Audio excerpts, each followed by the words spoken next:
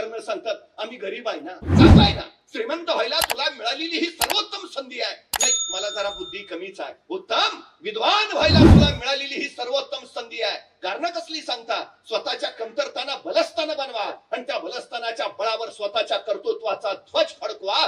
हे हे यशाचं सगळ्यात मोठं सूत्र आहे. आमच्या पोरांना ते सांगावं.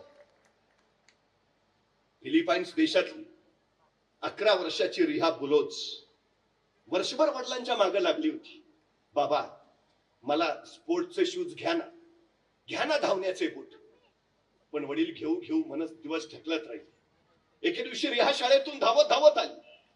बाबा शाळेच्या धावण्याच्या स्पर्धेत मी पहिली आले.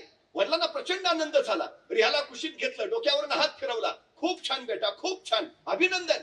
तशी वडिलांच्या कुशीत नाही. पण बाबा मी आता या स्पर्धेत पहिली आली आहे ना, माझी आता राष्ट्रीय स्पर्धेसाठी निवड झाली आहे. वडिलांना आणखी आनंद झाला. खूप छान बेटा, खूप अभिनंदन.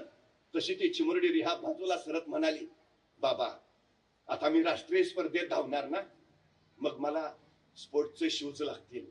बाबा घ्या ना धावण्याचे बूट, घ्याल ना बाबा. तसे वडील आपल्या पोरीला जवळ घेत म्हणाले, घेऊया बेटा, या महिन्याचा पगार आला ना की तुला जरूर धावण्याचे बूट घेऊया. आणि ती रिहा आनंदाने उड्या मारत तिथून बाहेर गेली. दिवस गेले. आता राष्ट्रीय स्पर्धा फक्त 4 दिवसावर आली आणि त्या दिवशी चिमुरडी रिहा आपल्या वडिलांकडे आली. बाबा स्पर्धेला 4 दिवस राहिले, तुम्ही धावण्याचे बूट घेतो म्हटलेला, घ्या ना लवकर बाबा. मला 2 दिवस तरी बूट घालून सराव करायला नको का? घ्या ना बाबा, कधी घेणार? तसं वडिलांनी आपल्या पोरीला कुशीत घेतलं. गळगळ ओघटणारे अश्रू आणि फुटलेला हुंदका आपल्या पोरीला तो बाप सांगत राहिला, घ्यायचे होते ग तुला बूट बेटा, पण या महिन्याचा पगाराचा नाही आला, पैसे नाही आहेत का, मला माफ कर, मी नाही घेऊ शकत बेटा, मी नाही घेऊ शकत तुला बूट. आपल्या वडिलांच्या डोळ्यातले अश्रू त्या चिमुरडीने बघितले आणि स्वतःचे अश्रू लपवत ती सरदेशी तिथून बाजूला झाली. तिला म्हणता आलं असतं, मला बूट नाहीत ना, आता मी पळणार नाही, मला शूज नाहीत ना, मी स्पर्धेत भागच घेणार नाही. पण त्या पोरीने असा नकारात्मक विचार नाही केला. राष्ट्रीय स्पर्धेच्या दिवशी ते मैदानावर उतर, स्पोर्टचे कपडे घातलेले आजूबाजूचे स्पर्धक आणि त्यांच्या गर्दीत ही चिमुरडी रिहा बुलोज बघता बघता धावण्याच्या स्पर्धा घोषित झाल्या. सगळ्या स्पर्धकांबरोबर ती रांगेत उभा राहिली. अचानक तिचं लक्ष प्रत्येकाच्या पायाकडे गेलं. प्रत्येक स्पर्धकाच्या पायात धावण्याचे बूट होते. तिने स्वतःच्या पायाकडे बघितलं, अनवाणी पाय. काय वाटलं कुणास ठाऊक.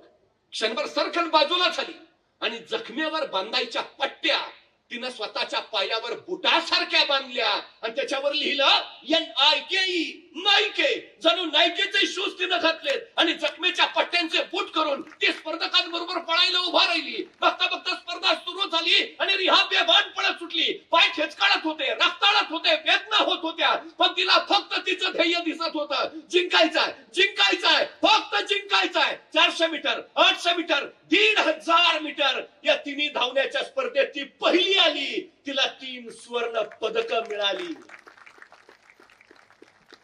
ती रिहा बुलोज सांगते, परफॉर्मन्स बुटात नसतो, परफॉर्मन्स डोक्यात असतो.